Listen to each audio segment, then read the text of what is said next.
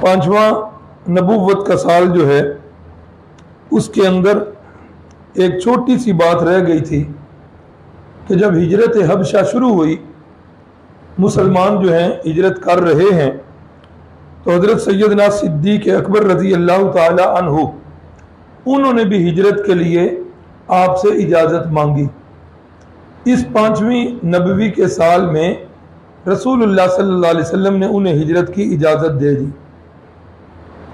یہ تو جس بندے پر بیت رہی ہوتی ہے اس کو پتہ ہوتا ہے، خوشی کے لمحات بڑی جلدی گزر جاتے ہیں، اور جو تکلیفوں کے اور مصیبتوں کے لمحات ہوتے ہیں نا وہ بڑے جو ہے نا سخت ہوتے ہیں۔ اللہ تعالیٰ سب کو اپنی حفاظت میں رکھے، بیماری اور محتاجی والی زندگی سے محفوظ رکھے۔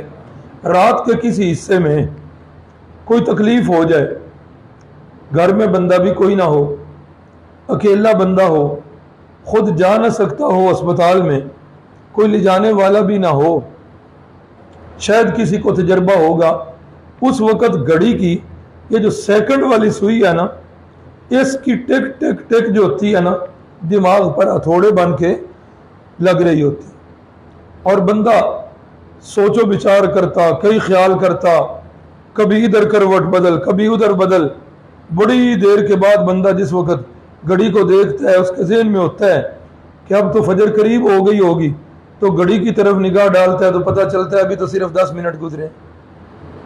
خوشی کے لمحات بڑی جلدی اور غم کے لمحات ایک ایک سیکنڈ جو ہوتا ہے بھاری ہوتا ہے۔ جناب سیدنا صدیق اکبر دوسرے مسلمانوں کی طرح نہ تاب لا سکے ان کی سختیوں کی، ہجرت کی اجازت طلب کی تو نبی علیہ السلام نے اجازت دے دی۔ حضرت سیدنا صدیق اکبر رضی اللہ تعالیٰ عنہ ہجرت کر کے مکہ چھوڑ رہے ہیں، اور مکہ چھوڑتے ہوئے جس وقت باہر نکلے ہیں، آگے سے ایک قبیلے کا سردار ابن دغنہ آ رہا، اور ابن دغنہ نے پوچھا ابو بکر کدھر کا ارادہ ہے؟ کہا کہ اب یہ بستی جو ہے اے میرے ہم نشین چل کہیں اور چل، اس چمن میں گزارا ہمارا نہیں، بات پھولوں کی ہوتی تو سہ لیتے ہم تو کانٹوں پہ بھی حق ہمارا، یہ حالات بن چکے، میں تو ہجرت کر کے جا رہا۔ اللہ اکبر۔ ابن دغنہ جو کافر سردار ہے اس نے حضرت صدیق اکبر کو روک لیا، کہا ابو بکر تجھے جیسے لوگ جو ہیں یہ تو شہروں کو آباد کرنے کے لیے ہوتے ہیں، تیری جیسی شخصیات جس شہر میں ہوتی ہیں وہ شہر تو تیری جیسی شخصیات کی وجہ سے وہ شہر آباد ہوتا ہے، میں تو نہیں جانے دوں گا۔ اور اس دن مفتی ابرار صاحب نے اشارہ بھی کیا تھا، شاید یاد ہوگا، اس موقع پر ابن دغنہ کی زبان سے جو الفاظ نکلے بے نہیں، یہ وہی الفاظ ہیں جو پہلی وحی کے بعد جب رسول اللہ صلی اللہ علیہ وسلم تشریف لائے نا ام المومنین حضرت خدیجہ الکبریٰ کے پاس، تو جو الفاظ اس وقت حضرت خدیجہ الکبریٰ نے رسول اللہ کے بارے میں تجزیہ کیا تھا، آج وہی لفظ ابن دغنہ جو ہے صدیق اکبر کے بارے میں بول رہا، انکا لتصل الرحیم، کہ آپ تو صلہ رحمی کرنے والے ہیں، وتکسب المعدوم وتحمل الکلہ وتقرئ الضیف وتعین علی نوائب الحق، آپ تو صلہ رحمیاں کرنے والے ہیں، آپ تو غریبوں کے بوجھ اپنے سر لینے والے ہیں، اور آپ کی شخصیت تو ایسی ہے کہ آپ مہمانوں کی قدر کرنے والے ہیں، آپ غریبوں کا ماں اور ملجا ہیں۔ اللہ اکبر۔ یہی الفاظ ام المؤمنین نے رسول اللہ صلی اللہ علیہ وسلم کے بارے میں معلوم کیا ہوا، کتنی مماثلت ہے سیدنا صدیق اکبر کے مزاج میں اور رسول اللہ صلی اللہ علیہ وسلم کے مزاج میں کتنی مناسبت ہے کہ دونوں کی عادات و اطوار بھی بالکل ایک جیسی۔ اللہ اکبر۔ تو جس وقت حضرت صدیق اکبر اس کے ساتھ واپس آئے، اس نے مکے میں اعلان کر دیا، ہاں جی ابو بکر کو میں اپنی پناہ دے چکا ہوں، کوئی بندہ ابو بکر کے اوپر ہاتھ نہیں۔ اللہ اکبر۔ حضرت صدیق اکبر بیت اللہ میں تو جاتے نہیں تھے، گھر کے اندر نماز کے لیے ایک چھوٹی سی جگہ بنائی ہوئی تھی جائے نماز، اس پر حضرت سیدنا صدیق اکبر جو ہے وہ صبح و تہجد کے وقت نماز پڑھا کرتے تھے، اللہ کی عبادت کیا کرتے تھے۔ مکی دور ہے نا، کہ پنجگانہ تو نماز فرض نہیں ہوئی تھی، بعض نے کہا کہ ابتدا میں 2 نمازیں تھی، ایک طلوع شمس سے پہلے اور ایک غروب شمس کے وقت، لیکن یہ عبادت جو ہے یہ بس اللہ کو یاد کیا کرتے تھے اور تہجد پڑھا کرتے تھے۔ اللہ اکبر۔ حضرت صدیق اکبر جس وقت تہجد کی نماز پڑھتے قرآن مجید کی تلاوت کرتے، اللہ تعالیٰ وہ نماز ہمارے نصیب میں بھی کرے، قرآن مجید کی تلاوت کرتے، تلاوت کے وقت غیر اختیاری طور پر صدیق اکبر کی آواز تھوڑی سی بلند ہوئی، اور اس آواز کی بلند ہونے کی وجہ سے کیا ہوتا کہ قریشی جو ہیں وہ ان کے بچے، ان کی خواتین، وہ آ کے صدیق اکبر کے بھائی گھر کے باہر اکٹھے ہو کر قرآن مجید کی وہ تلاوت سنا۔ اب جس وقت صدیق اکبر کی نماز مکمل ہو جاتی، وہ بچے اپنے گھروں میں جاتے، کئی دنوں سے یہ بات کہہ رہا ہوں، قرآن مجید جو ہے یہ اپنا اثر چھوڑ، اب جس وقت گھروں میں جا کر یہ باتیں ہوتی، قریش بڑے پریشان، قریش پھر جو ہے ابن دغنہ کے پاس آئے اور آ کر کہنے لگے تو نے صدیق ابو بکر کو پناہ دی تھی، اب یا تو پناہ واپس لے کر اسے ہمارے حوالے کرو، یا پھر اسے پابند کرو کہ اگر عبادت اس نے کرنی ہے تو انتہائی خاموشی سے کرے، ہمارے تو گھروں کی حالات خراب ہو جائے۔ ابن دغنہ جو ہے صدیق اکبر کے پاس آیا اور کہنے لگا ابو بکر میرے سے کام اوپر جا رہا ہے، مہربانی کرو اپنی آواز کو پست رکھا کرو۔ صدیق اکبر رضی اللہ تعالیٰ عنہ وجد میں آ کر کہنے لگے اے ابن دغنہ مجھے تیری پناہ کی بھی ضرورت نہیں، میں اللہ کی پناہ۔ یہ بھی 5 نبوی سال کا واقعہ لکھا ہوا ہے۔ چھٹا نبوی سال جو ہے اس کے اندر سامنے آپ پڑھ رہے ہیں، اس کے اندر یہ 2 شخصیات قریش کی ایسی تھی کہ جو نامی گرامی پہلوان تھے، قریش کے اندر بڑے بہادر یہ لوگ گنے جاتے تھے، یہ دونوں شخصیات جو ہیں انہوں نے اسلام قبول کر لیا، سیدنا حمزہ رضی اللہ تعالیٰ عنہ اور سیدنا عمر فاروق رضی اللہ تعالیٰ عنہ، ان دونوں نے اسلام قبول کیا۔ پہلے حضرت حمزہ جو ہے مشرف با اسلام ہوئے اور اس کے تقریباً 3 دن کے بعد حضرت عمر جو ہے انہوں نے اسلام قبول کر لیا۔ حضرت سیدنا حمزہ رضی اللہ تعالیٰ عنہ کے قبول اسلام کا واقعہ یہ بنا کہ ایک دن رسول اللہ صلی اللہ علیہ وسلم صفا پہاڑی کی طرف تھے تو ابو جہل کا گزر ہوا۔ ابو جہل کے ہاتھ میں کمان تھی اور اس نے کمان کے ساتھ رسول اللہ صلی اللہ علیہ وسلم کے جسم پر مارا اور آپ کو زخمی کیا اور برا بلا کا گالی گلوچ دی اور زخمی بھی کر دیا۔ اللہ کے نبی صلی اللہ علیہ وسلم کی یہ سنت مطالعہ تھی کہ آپ جواب نہیں دیا، برا بلا کا خاموش رہے، گالیاں دی اللہ کے نبی خاموش رہے، اس نے وار بھی کیا اللہ کے نبی نے برداشت کیا، کچھ بھی نہ ہوا۔ اللہ اکبر۔ ایک لونڈی جو ہے وہ یہ سارا منظر دیکھ رہی تھی، حضرت سیدنا حمزہ رضی اللہ تعالیٰ عنہ اپنے دوستوں کے ساتھ شکار پہ گئے ہوئے تھے، یوں ہی واپس آئے، اس لونڈی نے حضرت حمزہ رضی اللہ تعالیٰ عنہ کو بتایا کہ آپ کے بھتیجے کے ساتھ آج ابو جہل نے یہ سلوک کیا۔ حضرت حمزہ رضی اللہ تعالیٰ عنہ بڑے غصے کے اندر آ گئے اور فوراً جس وقت آئے بیت اللہ کے اندر ابو جہل جو ہے اپنے دوستوں کے اندر اپنی محفل کے اندر بیٹھا ہوا ہے، حضرت حمزہ رضی اللہ تعالیٰ عنہ نے پوچھا کہ میرے بھتیجے کو آج آپ نے مارا ہے؟ اس نے کہا ہاں میں نے مارا۔ حضرت سیدنا حمزہ نے اس پر حملہ کیا، سر پھاڑ دیا اور اس کو زخمی کیا، برا بلا کا۔ قریش کے لوگ اٹھے ابو جہل کا دفاع کرنے کے لیے، حضرت سیدنا حمزہ پر حملہ کرنے کے لیے، لیکن ابو جہل نے خود ہی روک دیا، کہا کہ نہیں بیٹھ جاؤ، قصور اس بات کے اندر میرا ہی ہے، حمزہ جو کچھ کر رہا ہے حمزہ ٹھیک کر رہا ہے۔ ایک روایت میں ہے کہ اس نے ابو جہل کی مجلس میں اعلان کیا اسلام لانے کا، اور دوسری روایت میں ہے کہ جس وقت رسول اللہ صلی اللہ علیہ وسلم کا بدلہ لے کر اللہ کے نبی کے پاس پہنچا تو پہنچ کر کہنے لگا بھتیجے محمد صلی اللہ علیہ وسلم خوش ہو جاؤ،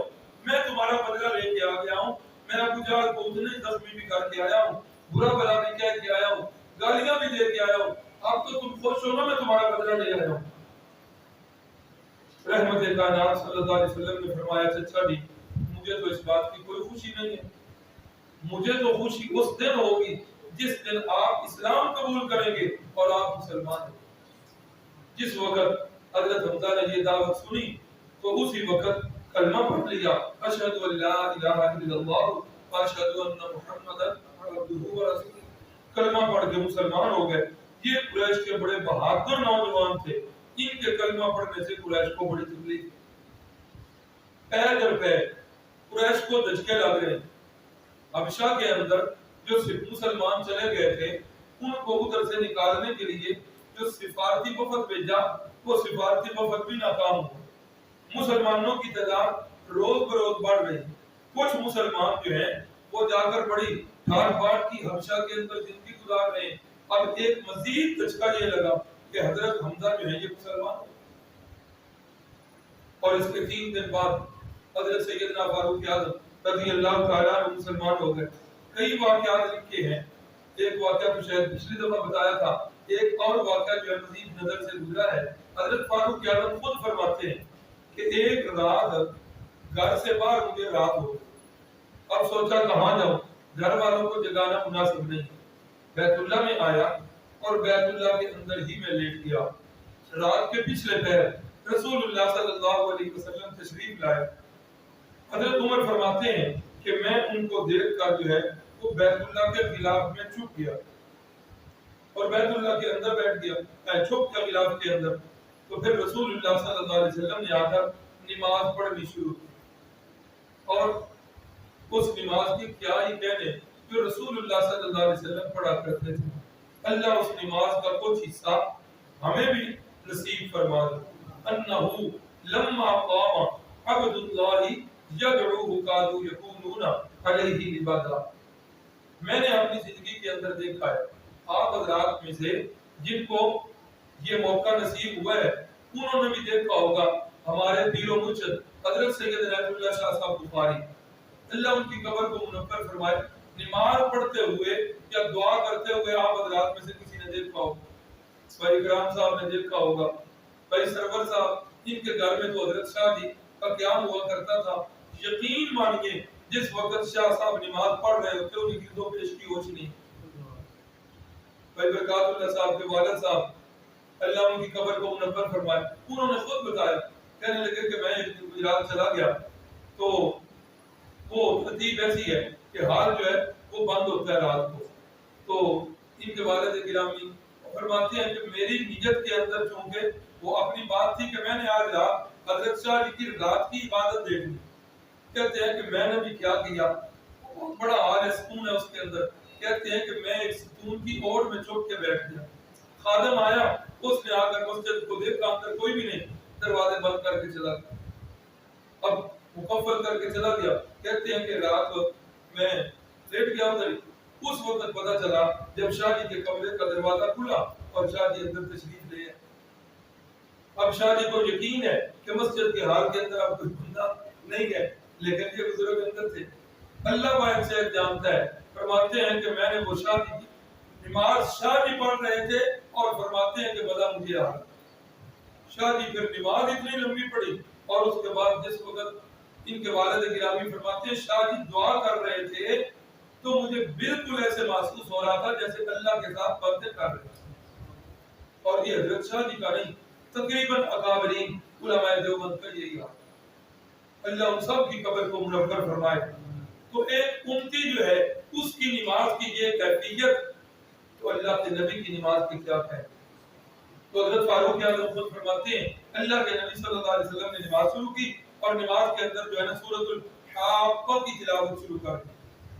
قرآن مجید کا ذوق رکھنے والے احباب کو پتہ ہوگا کہ قرآن مجید کی صورتیں جو ہے نا ان میں سے بعض صورتیں مکی ہیں اور بعض مدنی۔ آپ مکی صورتوں اور مدنی صورتوں کی عبارت کے اندر ایک نمایاں فرق محسوس کریں کہ مکی صورتوں کے جتنی آیات ہیں وہ آخر پہ ہم کافیہ ہے، سجا بندی کی گئی ہے۔ نہیں سمجھ آئی تو یوں کہہ دیتا ہوں، آخری آیت کا لفظ جو ہوتا ہے نا ہم وزن ہوتا ہے۔ آپ چیک کر کے دیکھ، الحاقہ الحاقہ وما أدراك ما الحاقة كذبت ثمود وعاد بالقارعة فأما ثمود فأهلكوا بالطاغية. یہ سارے آخر پہ وزن یہ مکی صورتیں جتنی بھی ہیں ان کے اندر یہ بات ہے کہ ان کے جو ہے نا وہ ہم وزن ہوتے ہیں آخری جملے. تو حضرت فاروق اعظم فرماتے ہیں نبی پاک صلی اللہ علیہ وسلم قرآن مجید کی تلاوت کر رہے ہیں اور اس تلاوت کی سنتے سنتے میرے ذہن کے اندر آیا اتنی پیاری کلام واقعی قریشی صحیح کہتے ہیں کہ یہ تو واقعی شعراء کی کلام ہے. فرماتے ہیں جس وقت میرے ذہن کے اندر یہ بات آئی تو اللہ کے نبی پڑھتے پڑھتے یہاں پر پہنچ گئے وما ہوا بقول شاعر. یہ کسی شاعر کی کلام نہیں ہے. حضرت فاروق اعظم بتاتے ہیں کہ میں بڑا شرمندہ ہوں کہ جو خیال ذہن میں آیا ہے اللہ کے نبی نے اسی بات کی نفی کر دی. اچھا شاعر کی بات نہیں تو پھر محسوس ایسے ہو رہا ہے کہ کسی کائن کا قول ہے. اللہ اکبر. آگے فرمایا قلیلا ما تؤمنون ولا بقول کاہن. بڑے تھوڑے ہو جو تم ایمان لا رہے ہو نہ کسی شاعر کی بات ہے اور نہ ہی یہ کسی کائن کا قول ہے.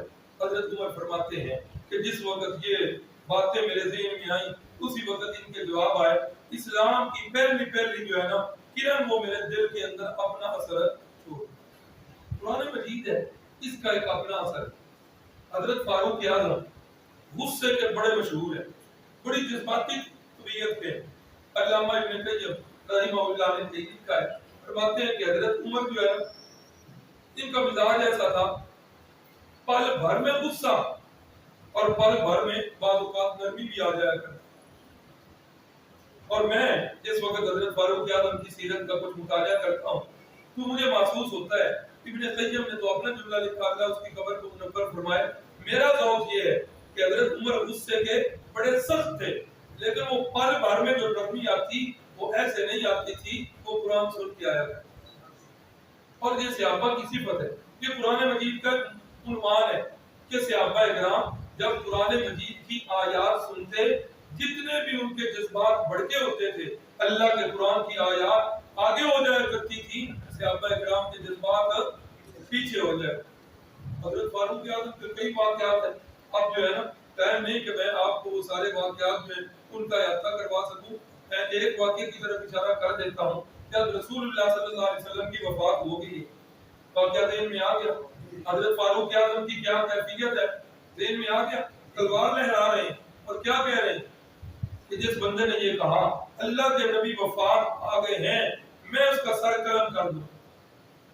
صحابہ اکرام نے صحابہ کو ایک تو اپنا غم ہے اور دوسرا حضرت فاروق اعظم تلوار لہرا رہے ہیں مسجد نبی میں چل پھر رہے ہیں غصے میں اتنے ہیں کہ ہوش حواس قائم نہیں. اتنے میں صدیق اکبر آئے اور یہ واقعہ آپ اپنی جگہ پر سن لیں گے. حضرت صدیق اکبر نے فرمایا رسلک علی رسلک یا عمر اے عمر بیٹھ جاؤ اسی جگہ. حضرت عمر نہیں بیٹھے. دماغ کام کر رہا ہوتا ہوش میں ہوتے تو بیٹھ. جذبات میں اتنے مغلوب ہیں حضرت عمر نہیں بیٹھے. پھر صدیق اکبر نے بھی دوبارہ نہیں کہا کہ بیٹھ گئے. صدیق اکبر چونکہ امت کے حکیم تھے انہوں نے پھر عمر کی نبض پہ ہاتھ رکھا اور انہوں نے کیا کیا منبر پر تشریف لائے اور آ کر قرآن مجید کی آیات پڑھی وما محمد الا رسول قد خلت من قبله الرسل افإن مات او قتل انقلبتم على اعقابكم. محمد صلی اللہ علیہ وسلم خدا نہیں ہے وہ اللہ کے بیٹے نہیں ہے وہ ابن اللہ نہیں ہے. وہ کون ہے الا رسول وہ اللہ کے رسول ہے. قد خلت من قبله الرسل ان سے پہلے کتنے انبیاء گزر چکے ہیں. افإن مات او قتل کیا بلا وہ تبھی موت سے فوت ہو جائے یا وہ شہید ہو جائے کیا تم واپس اپنے پہلے دین میں چلے جاؤ گے. جو بندہ پہلے دین میں چلا گیا لن یضر اللہ شیئا اللہ کا کچھ بھی نہیں بگاڑے گا اپنا ہی نقصان ہے. ساتھ ہی حضرت صدیق اکبر نے دوسری آیت پڑھی انک میت وانہم میتون. اے میرے محبوب آپ نے بھی مرنا ہے اور آپ کے دشمنوں نے بھی مرنا ہے. یہ مرنے کا لفظ میں بول رہا ہوں حضرت شاہ عبد القادر رحمہ اللہ ان کا یہ ترجمہ ہے اور ان کا نام اس لیے لے کر حوالہ دے رہا ہوں. اردو زبان میں سب سے پہلا ترجمہ انہی کا ہے. اس کے بارے میں علماء نے لکھا کہ اتنا اتھینٹک ترجمہ کہ اگر قرآن اردو زبان میں آتا تو بے عین ہی وہی ہوتا جو حضرت شاہ عبد القادر نے اس کا مانا. اب جس وقت یہ آیات پڑھی صدیق اکبر نے، حضرت عمر کانپنے لگ پڑے، تلوار ہاتھ سے گر پڑی اور بیٹھ کر دارو قطار رونا شروع کر دی. کئی واقعات ایسے ہیں، آیات آگے اور جذبات پیچھے. آج صبح ایک واقعہ پیش آیا، بھائی تصور صاحب یہاں بیٹھے ہوئے تھے، میں کلاس میں تھا. وہ بھی عجیب واقعہ ہے، محسوس ہوئیں گے آپ. ایک بھائی ہیں ہمارے خیر خواہ ہی میں کہہ سکتا ہوں، اور وہ ہمارے پاس جو ہے آ کر کہنے لگے کہ میں آپ کے سیرت کورس کو سنتا ہوں، شاید آتے بھی ہوں گے یا فیس بک پہ سنتے ہوں گے، تو میں ایک بڑی امید اور تمنا لے کے آیا. آپ ضرور فرمائیے. کہنے لگے کہ یہ جو آپ نے لکھا ہے نا میلاد النبی سے وفات النبی تھا، مہربانی کریں یہ وفات کا لفظ جو ہے یہاں سے ختم کر دیں، اس کی جگہ آپ مثال کا لفظ جو ہے نا بولیں. وہ بھائی طاہر صاحب سے ان کو چپ کروانے لگے. میں نے کہا آپ چپ نہ کروائیں، میں کہنے دیں، وہ بات کر رہے ہیں، اپنا مدعا پیش کر رہے ہیں. اتنے میں میں نے قرآن مجید منگوا لیا. وہ بات کر رہے تھے، میں نے قرآن مجید کی وہ آیات نکالی. پہلے پارے کا آخری رکوع نکالا، 22ویں پارے کی سورہ سبا کا دوسرا رکوع نکالا. میں نے کہا آپ ہمیں اس لیے منع کر رہے ہیں، اس لیے کہہ رہے ہیں کہ مٹا دیں. آپ کے ذہن میں ہے کہ شاید یہ وفات کا لفظ جو ہے یہ بے ادبی اور گستاخی کا ہے. کہنے لگے ہاں آپ میری مراد کو پہنچ گئے، واقعی یہی بات ہے کہ یہ وفات کا لفظ جو ہے نا یہ بے ادبی اور گستاخی ہے. میں نے پھر وہ قرآن مجید کی آیت نکالی، ام کنتم شہداء اذ حضر یعقوب الموت. قرآن کے لفظ. میں نے کہا اللہ کا قرآن کہہ رہا ہے حضرت یعقوب علیہ السلام اللہ کے پیغمبر ہیں، اور صرف پیغمبر نہیں ڈھیر سارے پیغمبروں کے باپ ہیں. قرآن کہہ رہا ہے اے میرے محبوب کیا آپ اس وقت موجود تھے جب حضرت یعقوب علیہ السلام پر موت آ گئی. 22واں پارہ نکالا. حضرت سلیمان کے واقعہ میں اللہ فرماتے ہیں فلما قضینا علیہ الموت، کہ جب ہم نے حضرت سلیمان علیہ السلام پر موت کا فیصلہ کر لیا. میں نے کہا بھائی دیکھو قرآن مجید یہ بتا رہا ہے کہ یہ لفظ اگر گستاخی والا یہ بے ادبی والا ہوتا، اللہ کی قسم اللہ تعالیٰ قرآن مجید کے اندر یہ لفظ اپنے پیغمبروں کے لیے قتل نہ ہو. اور میں نے کہا اگر ارادہ ہو تو دکھا بھی دو، نیچے پڑی ہوئی ہے.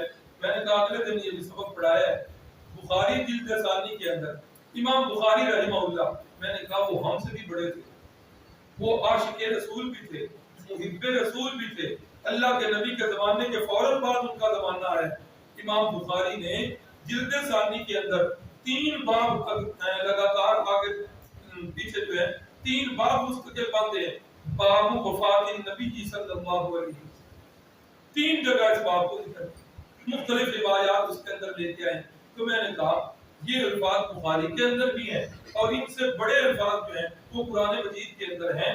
اگر یہ الفاظ جو ہیں بے ادبی یا گستاخی والے ہوتے، نہ اللہ کے قرآن میں ہوتے اور نہ ہی مصطفیٰ کے فرمان میں ہوتے اور نہ حضرت امام بخاری رحمہ اللہ ان الفاظ کو لے کے آتے. بہرحال میں نے انہیں اپنا پیغام دیا. انہوں نے کہا کہ پھر بھی غور فکر کیجیے گا، اگر وہ میری بات سن رہے ہیں تو حضرت فاروق اعظم کے 1-2 واقعات میں نے بتا دیے کہ جب اللہ کے قرآن کی آیات آگے آ جایا کرتی تو حضرت کے جذبات پیچھے ہو جایا کرتے. مومن کی شان یہ ہے، مومن کی صفت یہ ہے کہ اس کا اپنا جب عقیدہ جو بھی ہو، اللہ کے قرآن کی بات آ جائے، مصطفیٰ کے فرمان کی بات آ جائے، اس کا عقیدہ پیچھے ہو جاتا ہے. اللہ کی کتاب اور اس کے معبود کا فرمان جو ہے مقدم ہوتا ہے. تو اس لیے شاید آپ سے بھی کوئی پوچھے، آپ ساتھیوں کو بتائیں. ہم نے تو واضح لکھا ہے، میلاد النبی بھی لکھا ہے، اور میلاد النبی کا معنی اللہ کے نبی کی بدائے، اور ہم اس بات کو مانتے ہیں، کوئی منکر ہی نہیں. اللہ اکبر. تو حضرت فاروق اعظم فرماتے ہیں کہ پہلے اسلام جو ہے اس کی کرن میرے دل میں آ گئی. سبب یہ بنا کہ ایک دن جو ہے لوگوں کے اکسانے پر حضرت فاروق اعظم جو ہے رسول اللہ صلی اللہ علیہ وسلم کو نعوذ باللہ قتل کے ارادے سے گھر سے نکلے. رستے کے اندر حضرت نعیم جو ہے وہ ملے اور انہوں نے ارادے کو بھانپ لیا. فاروق اعظم کے تیور دیکھ کے بڑے خطرناک ہیں. خیر تو ہے کدھر جا رہے ہیں؟ کہا اس لیے جا رہا. اللہ اکبر. کہا اچھا ادھر پھر جانا، پہلے اپنے گھر کی خبر کو لو. تیری بہن فاطمہ اور تیرے بہنوئی حضرت سعید ابن زید جو عشرہ مبشرہ میں سے ہیں، یہ دونوں تو مسلمان ہو چکے ہیں. تو آگے روک رہا ہے اسلام کی دعوت کو، اسلام تو تیرے گھر میں پہنچ چکا ہے۔ حضرت کو پہلے جذبات میں تھے، اب تو جذبات اور بڑھ کے سیدھے آئے بہن کے گھر میں۔ حضرت خباب رضی اللہ تعالیٰ عنہ جن کا واقعہ اگلے دن گزرا کہ ان کی مالکہ لوہے کے ٹکڑے کو آگ میں داغ کر سر پر رکھا کرتی تھی۔ حضرت خباب جو ہیں یہ ان کے گھر میں موجود ہیں اور یہ قرآن مجید کی تعلیم دے رہے ہیں۔ حضرت فاروق اعظم نے دروازہ کھٹکھٹایا، دروازہ کھولو۔ اوہو اندر تو پتہ چل گیا کہ عمر آ گئے، عمر آ گئے۔ حضرت خباب جو ہے وہ تو حضرت عمر کے دبدبے سے ڈر کے گھر میں چھپ گئے۔ بہن نے جلدی جلدی اوراق جو ہے وہ چھپا دی۔ حضرت فاروق اعظم گھر آئے، آواز کس چیز کی آ رہی تھی؟ کہا کو نہیں، ویسے ہی ہم بیٹھ کے باتیں کر رہے تھے۔ نہ باتیں نہیں، مجھے پتا چلا تم بے دین ہو گئے ہو۔ کہا حضرت فاروق اعظم کے بہنوئی نے کہا اے عمر، تیرے ذہن کے اندر تیرا دین حق ہے، لیکن اس کے خلاف بھی تو حقیقت ہو سکتی ہے۔ اگر تیرا دین حق نہ ہو، حق اس کے الٹ ہو تو پھر کیا ہوگا؟ حضرت کو تو پہلے ہی غصہ تھا، بس بہانا چاہتے تھے۔ یہ بات حضرت سعید نے کہی، حضرت فاروق اعظم نے ان کو مارنا پیٹنا شروع کر دیا۔ حضرت فاروق اعظم کی بہن اپنے خامد کو بچانے کے لیے آگے بڑھی اور انہوں نے بھی کہا عمر حق جو ہے وہی ہے جو تیرے عقیدے کے خلاف ہے۔ بہن کو ایسا زوردار تھپڑ مارا کہ بہن کا منہ زخمی ہو، اور بہن نے بھی پھر کہا کہ عمر جو سعید کہہ رہے ہیں وہ بات تھی، حق اگر تیرے عقیدے کے علاوہ ہو تو پھر تو کیا کرے گا؟ اب کچھ ان کو مار پیٹ کے غصہ کچھ ٹھنڈا بھی ہو چکا تھا۔ پھر جب اب دوبارہ بہن کے چہرے کو دیکھا نا تو اس وقت شرمندہ ہو کہ میں نے صنف نازک پہ ہاتھ اٹھائے۔ سیرت کی کتابوں میں ایک اور واقعہ ملتا ہے، حضرت انجشہ رضی اللہ تعالیٰ عنہ کا خطبات حکیم الاسلام میں قاری محمد طیب صاحب نے یہ واقعہ نقل کیا ہے۔ صحابہ میں ایک تھے حضرت صحابی حضرت انجشہ رضی اللہ تعالیٰ، میاں بیوی کا جھگڑا ہو گیا، بیوی کو ایک دو تھپڑ رسید کر دی، پھر آ کر بڑے فخر سے بتایا یا رسول اللہ میری بیوی نال میرا جھگڑا ہوا ہے، میں تو دو چار کھڑکا کچھ کہنا۔ اللہ کے نبی اتنے غصے میں فرمایا انجشہ مارنا ہی تھا، مقابلے کرنا تھا تو پھر برابر کا جوڑ کو دیکھ لیتے، صرف نازک پر تو نے ہاتھ اٹھائے، یہ مردانگی کی ہے تو ایک عورت ذات پہ ہاتھ اٹھا رہے مرد ہو کے۔ حضرت انجشہ فرماتے ہیں میں تو اتنا شرمندہ کاش کہ یا تو میں مارتا ہی نہ، اور اگر مار بیٹھا تھا تو میں اللہ کے نبی کو آگے نہ بتا۔ تو اس لیے جب حضرت فاروق اعظم نے دیکھا بہن کا چہرہ جو ہے وہ زخمی ہے تو حضرت فاروق اعظم بڑے پریشان، کہنے لگے اچھا ایسا کرو وہ کلام جو تم پڑھ رہے تھے لے کے دو۔ بہن کہنے لگی ان ناپرس عمر تو ناپاک، جب تک بندہ شرک میں مبتلا ہوتا ہے قرآن کا فیصلہ ہے انما المشرکون نجس، مشرک پلید ہوتا ہے، اور اللہ کے قرآن کو مشرک پلید ہاتھ لا یمسہ الا المطہرون، اس کو پاک لوگ چھوتے ہیں پکڑتے ہیں پڑھتے ہیں، اور تم ناپاک ہو۔ حضرت فاروق اعظم کو پھر غسل کروایا گیا۔ اس کے بعد جس وقت حضرت فاروق اعظم نے قرآن سنا، سورۃ طٰہٰ کی ابتدائی آیتیں جب پہنچے نہ پڑھنے والے اننی انا اللہ لا الہ الا انا فاعبدنی واقم الصلاۃ لذکری ان الساعۃ آتیۃ اکاد اخفیها لتجزی کل نفس بما تسعی۔ وہ لوگوں قیامت قائم ہونے والی ہے، جو عمل کر رہے ہو ایک ایک عمل جو ہے تمہارا اکاؤنٹ ہو رہا ہے اور تمہاری ویڈیو بن رہی ہے، ہر چیز محفوظ ہو رہی ہے۔ من یعمل مثقال ذرۃ خیرا یرا ومن یعمل مثقال ذرۃ شرا یرا۔ ایک ایک عمل جو ہے اللہ کے ہاں لکھا جا رہا ہے اور قیامت والے دن اس کا حساب دینا۔ حضرت فاروق اعظم کی تو وہی حالت، جب اللہ کی کتاب کی آیتیں سنی زاروں قطار رونا شروع کر دیا۔ حضرت سعید جو ہے وہ چھپے ہوئے تھے، وہ اٹھ کر آ گئے۔ حضرت فاروق اعظم فرمانے لگے مجھے لے جاؤ اپنے نبی کے پاس۔ اللہ اکبر۔ حضرت سعید فرمانے لگے عمر لگتا ہے پرسوں جو اللہ کے نبی دعائیں فرما رہے تھے، اللہم اعز اسلام بعمر ابن الخطاب او بعمر ابن الحشام، اے اللہ اسلام کو طاقت دے دے، اسلام کو قوت دے دے۔ ان دو بندوں میں سے کسی ایک بندے کو اسلام کے لیے مانگتا ہوں، یا عمر بن حشام دے دے تو یا عمر ابن الخطاب دے دے۔ یا اللہ اسلام کی گڈی نہیں چل دی، اسلام کی گاڑی کو دھکا لگانے کے لیے، اسلام کو چلانے کے لیے اے اللہ تجھ سے عمر مانگتا ہوں۔ اور ایک روایت کے الفاظ ہیں یا اللہ صرف عمر فاروق جو ہے اسے مانگتا۔ اس روایت میں وہ عمر بن الشام جو ہے یہ ابو جہل کا نام تھا، وہ دوسری روایت میں وہ الفاظ نہیں۔ تو حضرت سعید نے فرمایا عمر لگتا ایسے ہے کہ اللہ کے نبی کی وہ دعائیں جو ہیں وہ قبول ہو گئی ہیں۔ پھر لے کر دار ارقم کی طرف چلے۔ جس وقت حضرت دار ارقم میں پہنچے دروازے کی کنجی لگی ہوئی ہے، دروازہ کھٹکھٹایا، چوکی دار جو سیاسی تھے انہوں نے دیکھا کہ حضرت عمر تلوار پاس ہے۔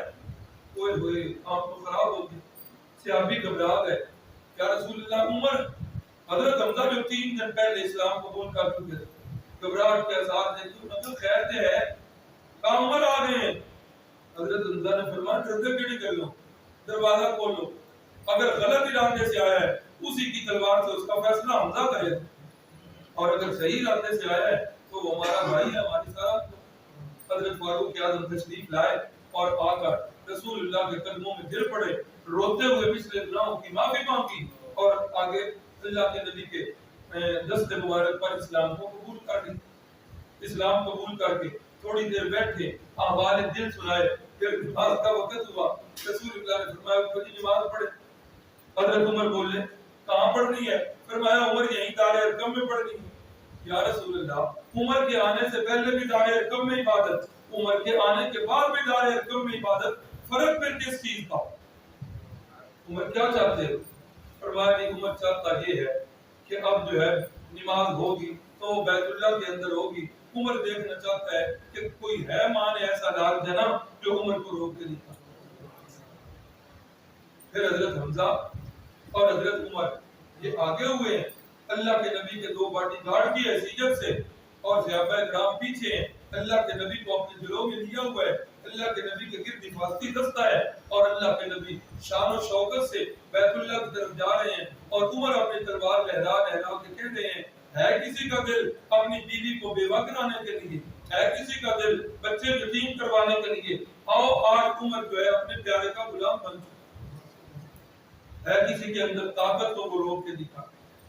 اور یہ لگاتار دھچکے لگ رہے ہیں قریشیوں کو حضرت فاروق اعظم کے اسلام لانے سے، ایک اور بڑا دھچکا لگ گیا۔ اب اس سے آگے سن 7، 8 اور 9 یہ نبوی سال جو ہے نا، اس کے اندر یہ ہوا کہ ایک معاہدہ کیا۔ معاہدے میں یہ ہوا کہ ابو طالب جو ہیں انہوں نے دیکھا کہ قریشی جو ہیں ہر وقت قتل کے منصوبے میں، حضرت عمر بھی قتل کے منصوبے سے چلے، ابو جہل پتھر مارنے کے منصوبے سے چلا، اور دیگر لوگوں نے بھی ابو طالب کو ہر وقت فکر رہا کر۔ ابو طالب نے کیا کیا؟ اپنے قبیلے کے لوگوں کو بلایا، بنو ہاشم کو اور بنو عبد المطلب کو، کہا کہ یہ بندہ ہمارے خاندان کا ہے اور قریشی باقی جو ہیں وہ اس کے جان کے در پہ ہیں، تو اب کیا کرنا ہے؟ اب تک تو میں اس کی حفاظت کرتا رہا ہوں، اب اس کے دشمن بھی بڑھ گئے ہیں اور اب میں بھی کمزور ہو گیا ہوں، کیا کرنا چاہیے؟ عربوں کے اندر وہ قومیت پرستی تھی، انہوں نے کہا ہم حفاظت کریں گے۔ جس وقت ادھر یہ معاہدہ ہوا، ادھر باقی مکہ کے لوگوں نے ایک اور معاہدہ کر دیا۔ وہ معاہدہ یہ ہوا کہ یہ جتنے بھی ہیں بنو عبد المطلب اور بنو ہاشم، ان کے ساتھ سوشل بائیکاٹ کر دیا، کوئی بندہ ان سے رشتہ ناطہ نہیں کرے، کوئی بندہ ان سے خرید و فروخت نہیں کرے، کوئی بندہ ان سے میل جول بھی نہیں کرے گا، حتیٰ کہ سلام تک نہیں دے گا، اور کوئی بندہ جو ہے وہ انہیں کھانے پینے کا سامان بھی نہیں دے گا۔ یہ ایسا انہوں نے معاہدہ کیا۔ پھر اسی پر بس نہیں، انہوں نے کہا لاؤ اس معاہدے کو تحریر کرو اور سارے قبیلے اس کے اوپر سائن۔ معاہدہ تحریر ہو گیا، اور تحریر کرنے والا بندہ جو ہے بغید ابن عامر لکھا ہوا ہے، اس نے یہ معاہدہ لکھا، بعد میں اس کے ہاتھ جو ہے وہ شل ہو گیا، اور یہ معاہدہ لکھ کے انہوں نے بیت اللہ کے اندر لٹکا دیا اور کہا کہ اب یہ بیت اللہ کے اندر لٹکا ہوا ہے، اب ہر بندہ اس کی پاسداری کرے گا۔ سب نے قسمیں کھا الف دے دی، اللہ اکبر، اور رسول اللہ کے خاندان والے ان میں سے اکثر جو ہیں وہ کافر تھے، اور باقی جو مسلمان تھے وہ بھی سارے کے سارے خاندان والے معصور ہو گئے، شعب بنی ہاشم کے اندر یہ سارے ایک جگہ محصور ہو گئے اور ہر لحاظ سے ان کا بائیکاٹ کر دیا۔ وہ کھانے پینے کی چیزیں جو کم تھی 2-4 دن تک تو گزری، لیکن اس کے بعد کیا نوبت آئی؟ نوبت یہ آئی کہ فاقے شروع ہو گئے۔ اتنے سخت حالات بھائیو، 1 دن 2 دن 3 دن کی بات نہیں، 3 ہفتے یا 3 مہینوں کی بات نہیں۔ آج میرا کہہ دینا آسان، آپ کا سن لینا آسان۔ 3 سال تک اللہ کے نبی صلی اللہ علیہ وسلم کے سارے رشتہ داروں کا اتنا سخت بائیکاٹ کیا گیا کہ ان کو کھانے پینے کی اشیاء کو نہیں مل سکتی۔ درختوں کے پتے کھا کر صحابہ کرام نے گزارے۔ حضرت سعد بن ابی وقاص رضی اللہ تعالیٰ عنہ فرماتے ہیں میں ایک رات اٹھا اور میرے پاؤں میں کوئی گیلی سی چیز لگی۔ فرماتے ہیں کہ بھوک کی اتنی شدت تھی کہ میں نے اس چیز کو بھوک کی شدت کی وجہ سے منہ میں ڈال دیا۔ آج تک مجھے وہ پتہ نہیں چل سکا کہ وہ چیز کیا۔ اور خود حضرت سعد بن ابی وقاص فرماتے ہیں، کہتے ہیں کہ ایک رات میں قضاء حاجت کے لیے اٹھا اور میں نے دیکھا کہ اونٹ کی کھال ایک جگہ پڑی ہوئی ہے۔ اونٹ کی کھال کو میں نے اٹھایا، لا کر پھر میں نے اس کو دھویا، دھونے کے بعد میں نے اس کو جلا کر پھر میں نے اس کو کوٹ کر پیسا اور صفوف بنا کر 3 دن تک میں وہ صفوف بنا کر اوپر سے پانی پی لیا۔ یہ حالات مانے آج ہمیں گھر بیٹھے ہوئے اسلام مل گیا، ہم مسلمان کے گھر میں پیدا ہو گئے۔ آج ہمیں اسلام کی قدر نہیں ہے کہ اس دعوت دین کے لیے اللہ کے نبی پر کیا کیا حالات بھی تھے۔ اللہ اکبر اللہ اکبر۔ کتنا سوشل بائیکاٹ ہوا کہ جس وقت باہر سے کوئی قافلہ آتا نا غلہ بیچنے کے لیے، قریشی آگے بڑھ کے اتنی زیادہ اس کی قیمت لگا دیتے کہ اس بنو ہاشم میں سے کوئی بندہ جا کر اس کو خرید نہیں سکتا۔ قیمت ہی نہیں، 100 کی چیز ہے 1000 میں لے لی، 500 میں لے لی۔ اب 100 کی چیز 200 میں تو لی جا سکتی ہے، لیکن 500 اور 1000 میں تو اتنی سختی ہو گئی۔ حضرت ام المؤمنین حضرت خدیجہ بنت کبریٰ کے بھتیجے انہوں نے کیا کیا؟ انہوں نے ایک دن رات کو کچھ جو ہے گندم کھانے پینے کی چیزیں پہنچائی۔ ایک دن ابو جہل نے دیکھ لیا، اس نے رکاوٹ بننا چاہا، لیکن ایک اور بندہ آ گیا، اس نے کہا چلو جاتا ہے۔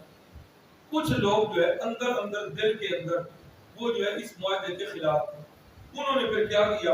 ان کے اندر جو سب سے آگے بڑا اور محرک بنا، اس کا نام لکھا ہے الشام ابن عمر۔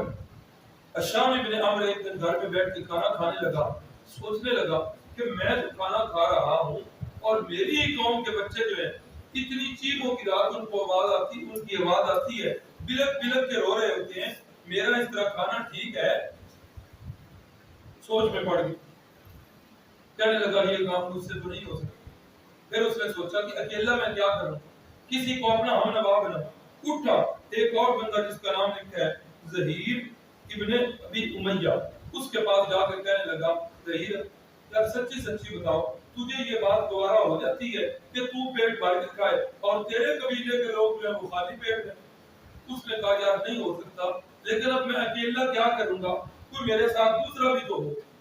کہا کہ دوسرا میں ہوں تیرے ساتھ۔ اچھا تیرا بھی یہی گمان ہے؟ اچھا پھر تیسرا بندہ تلاش کرتے ہیں۔ یہ جو شام ابن عمر ہے نا، یہ اٹھے اور مظہر ابن عدی کے پاس چلے گئے، ان کو بھی اپنا ہمنوا بنایا۔ پھر چوتھا بندہ ابو البختری، انہوں نے وہ اپنا ہمنوا بنا۔ پانچواں بندہ زمع بن اسود۔ ان 5 بندوں نے رات کو یہ متفقہ فیصلہ کر لیا کہ ہمیں قریش نے جو معاہدہ کیا ہے ہمیں یہ معاہدہ منظور ہے۔ چلے گئے اپنے گھروں۔ صبح جس وقت بیت اللہ کے اندر سارے لوگ آئے ہوئے ہیں، بیٹھے ہوئے ہیں، اپنے اپنے قبیلوں میں باتیں ہو رہی ہیں، یہ شام ابن عمر اٹھا اور اٹھ کر کہنے لگا یار کتنے ظلم کی بات ہے، ہم پیٹ بھر کے کھانا کھائیں، ایک وقت میں کئی ڈشیں کھائیں، ہماری قوم کے بچے جو ہیں وہ بھوک اور پیاس سے بلک رہے ہوں، خدا کو کیا منہ دکھاؤ گے، کیا جواب دو گے؟ کیوں ایسا ظلم کر رہے ہیں؟ ظلم کی اللہ تو اجازت نہیں دیتا۔ اللہ اکبر۔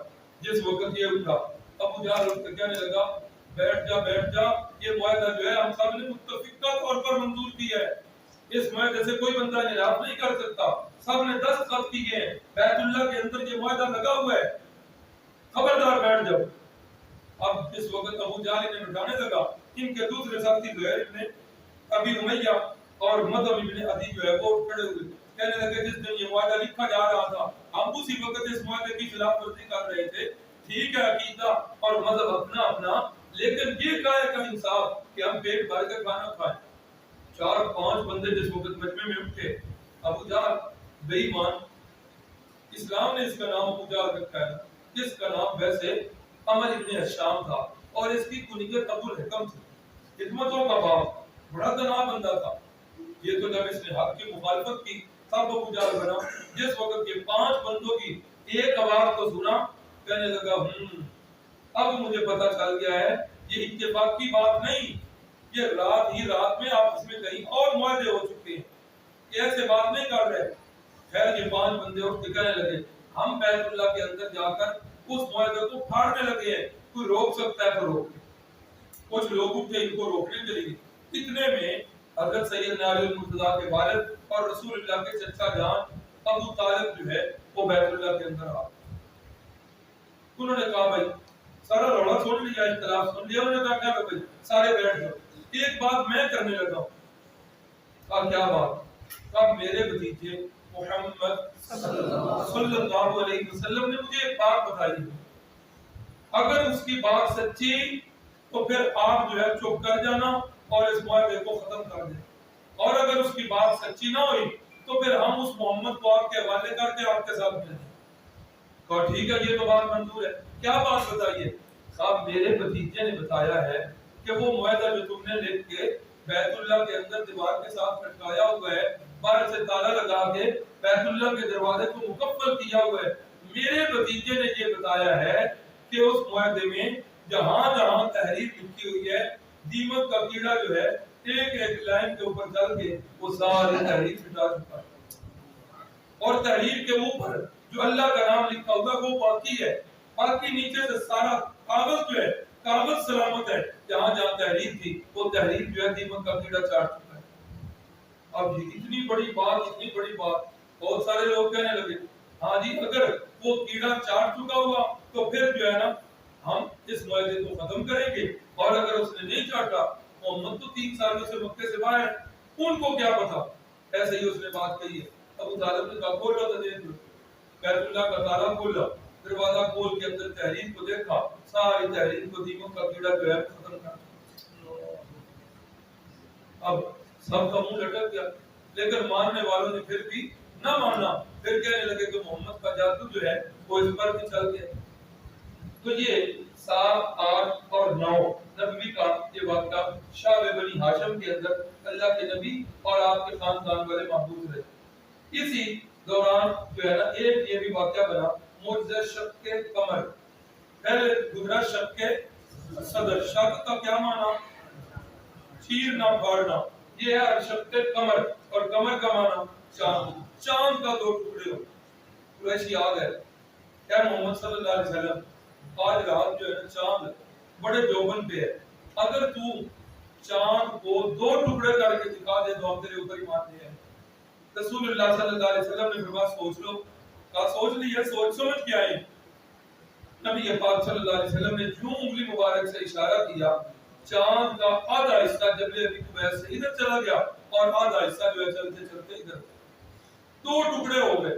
آنکھیں مل رہے ہیں، بار بار جھپک تھپکتے دیکھ رہے ہیں، واقعی چاند 2 ٹکڑے ہو. پھر بھی اپنی آنکھوں میں یقین نہیں آ رہا. وہ باہر سے جو قافلے اندر آئے ہیں مکے میں ان سے پوچھا چاند کے بارے میں تو غیر معمولی بات دیکھی ہے؟ سب نے اس کی تصدیق کی کہ آج ہم نے اپنی آنکھوں سے چاند کو 2 ٹکڑے ہوتے دیکھا ہے. وہی لوگ جو کہہ رہے تھے کہ ہم مان لیں گے، انہوں نے کہا اے محمد تیرا جادو پھر چاند پہ بھی چل گیا. اقتربت الساعة وانشق القمر وإن يروا آية يعرضوا ويقولوا سحر مستمر. قیامت قریب آ چکی ہے، چاند پھٹ چکا ہے. وہیں يروا آية يعرضوا، اگر کوئی میرے محبوب سے وہ بھی نشانی دیکھ لیتے ہیں، يعرضوا اس سے اعراض کرتے ہیں، ويقولوا سحر مستمر، کہتے ہیں یہ تو جادو ہے جو چلا آ رہا ہے. اس کا جادو پہلے فرش پہ تھا، آج اس کا جادو جو ہے اوپر بھی پہنچ چکا ہے. تو یہ واقعہ بھی شق قمر کا یہ 7، 8، 9 نبوی والے سال پیش آیا. ایک اور چھوٹا سا واقعہ بھی بتا دوں، ٹائم تو اگرچہ ہو چکا ہے، چلو یہ مکمل کر لیں. یہ ایک آدھ انشاءاللہ کریں گے. 8 نبوی والے سال یہ دو جو سپر پاورز تھی اس وقت روم اور فارس. یاد ہوگا کہ رومیوں کا مذہب کیا تھا؟ رومیوں کا مذہب کیا تھا؟ عیسائی تھے. اور فارسیوں کا مذہب، ایرانیوں کا مذہب آتش پرست تھے. اب بظاہر تو دونوں ہی کافر ہیں.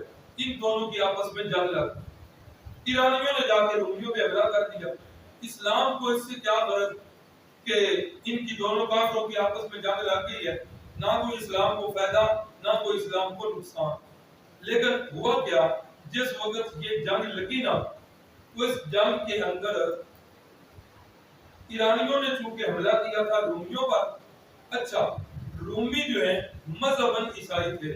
عقیدے کے اختلاف کے باوجود کئی باتیں ان کی مسلمانوں کے ساتھ ملتی جلتی. اللہ کے وجود کے قائل ہیں، انبیاء کی رسالت اور نبوت کے قائل ہیں، قیامت کے قائل ہیں. یہ ساری چیزوں کے قائل مسلمان بھی ہیں وہ بھی. اس لیے بظاہر مسلمانوں کی ہمدردیاں کن کے ساتھ تھی؟ رومیوں کے ساتھ. اور کفار مکہ کی ہمدردیاں فارسیوں کے ساتھ، ایرانیوں کے ساتھ. یہی آج بھی ہو رہا ہے کہ کسی گاؤں میں بھی ایک بندہ جو پاسر ہوتا ہے وہ ایک پارٹی کے ساتھ، سیاسی کے ساتھ لگ جائے تو دوسری پارٹی کی مجبوری ہوتی ہے وہ دوسرے کے ساتھ لگ جاتا ہے. یہاں بھی شاید ایسے ہوا. مسلمانوں کی ہمدردیاں رومیوں کے ساتھ تھیں اور کفار کی ہمدردیاں ایرانیوں کے ساتھ.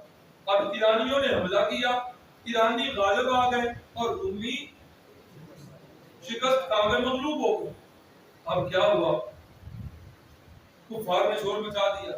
ایک طرف سے پہلے ہی وہ ظلم کی چکیوں میں پس رہے ہیں، اوپر سے کفار نے انہیں مزید کام کیا. دیکھا ہے تمہاری ہمدردیاں رومیوں کے ساتھ تھی، رومی مارے جا رہے ہیں، تمہارا حال بھی ہم نے یہی کرنا ہے، تمہاری صورت بھی یہی کرنی ہے، تمہیں بھی ہم نے مارنا ہے اور ایرانیوں رومیوں کی طرح تمہاری حالت بھی ہم کریں. اللہ اکبر. مسلمان جو ہے بیچارے چپ. اسی اسنا میں سورہ روم کی ابتدائی آیتیں جو ہے وہ نازل ہوئی. الف لام میم غلبت الروم فی ارض الارض وهم من بعد غلبهم سيغلبون في بضع سنين. فرمایا آج رومی مغلوب ہو گئے ہیں، آج ایرانی غالب آ گئے ہیں.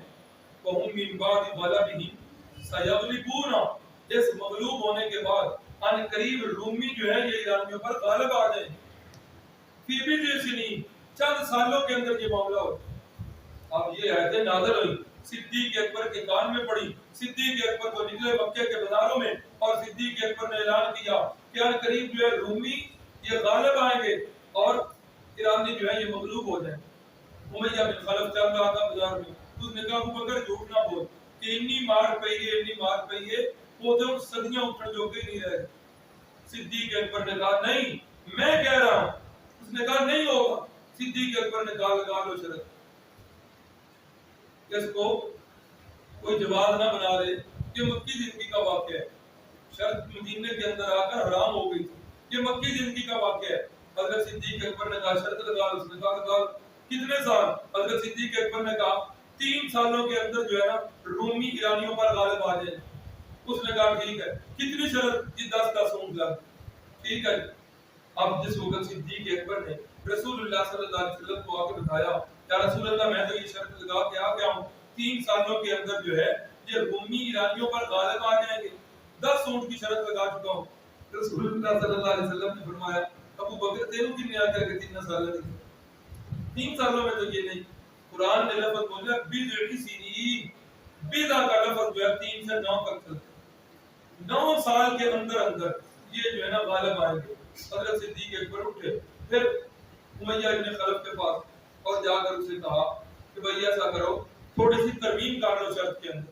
3 سال نہیں 7 سال یا 9 سال کا معاہدہ کرو. اس نے کہا پھر ادھر سے بڑھانا ہے اونٹ بھی بڑھانے کو. پھر 100 اونٹ جو ہے نا وہ شرط لگی. حضرت صدیق اکبر نے فرمایا ٹھیک ہے 100 اونٹ کی شرط لگی. تو یہ 8 نبوی کا واقعہ ہے کہ جس وقت رومی مغلوب ہوئے اور ایرانی غالب ہوئے. اب جس وقت اس کو پتا چلا کافر کو کہ ایسا ایسا مسلمان کسر رہے ہیں، ہجرت کر رہے ہیں، کہ ابو بکر کے پاس آیا لگتا ہے کہ تو نے بھی کسر جانا ہے، میں نے کوئی بندہ دامن دے کہ جا کے میری شرط پوری کون کرے. وہ 100 اونٹ مجھے کون دے گا؟ صدیق اکبر نے اپنے بیٹے کو دامن بنایا، کہا اگر میں نہ بھی ہوا تو میرا بیٹا جو ہے یہ 100 اونٹ دے گا اور اس کا دامن۔ پھر کیا ہوا؟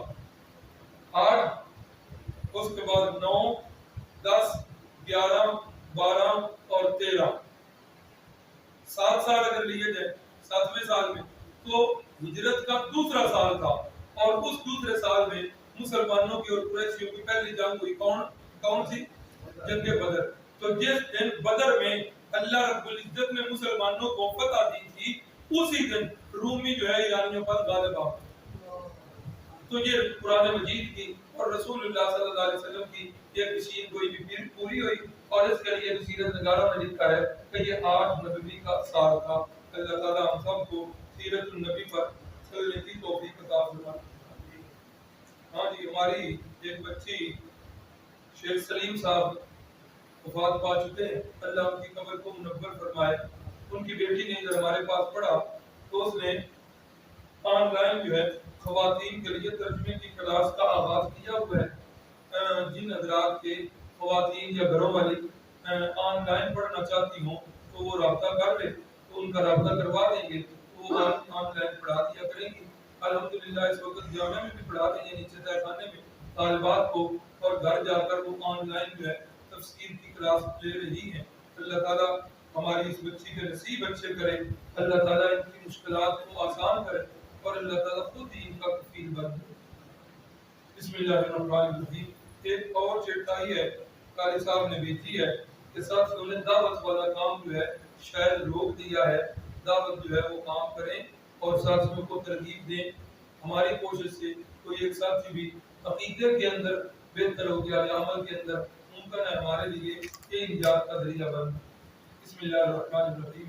الحمدللہ رب العالمین، والعاقبۃ للمتقین، اللهم صل علی سیدنا ومولانا محمد النبی الأمی وعلی آلہ وسلم۔ اے میرے مالک، جس طرح آج ہم نے رسول اللہ صلی اللہ علیہ وسلم پر مشکلات پڑھی، اے اللہ اتنی مشکلات سہنے کی ہمارے اندر تو طاقت اور ہمت ہی کوئی۔ اے اللہ جو تو نے دعا سکھائی ہے، ہم اسی دعا کا ورد کرتے ہیں۔ ربنا لا تؤاخذنا ان نسینا او اخطأنا، ربنا ولا تحمل علينا إصرا كما حملته على الذين من قبلنا، ربنا ولا تحملنا ما لا طاقة لنا به واعف عنا واغفر لنا وارحمنا أنت مولانا فانصرنا على القوم الكافرين۔ اے میرے مالک، رات کا یہ حصہ بیت چکا، تیرے بندے تیرے گھر میں بیٹھ کے تیری بارگاہ میں اپنی جولیاں پھیلائے، دامن پھیلائے تجھ سے مانگ رہے ہیں۔ اے اللہ اپنے رحمت کے خزانوں سے ان کی جولیوں کو بھر دینا۔ اے اللہ ان کی جائز حاجات کی تکمیل کر دینا، سب کو رزق حلال نصیب کر دینا، ہم سب کا خاتمہ ایمان پہ کر دینا۔ قیامت والے دن صحابہ اکرام کے ساتھ یا اللہ ان کی معیت کے اندر جگہ دے دینا، رسول اللہ صلی اللہ علیہ وسلم کی شفاعت نصیب فرما دینا۔ آمین یا رب العالمین۔ صلی اللہ تعالی علی النبی الکریم وعلی آلہ وصحبہ اجمعین برحمتہ۔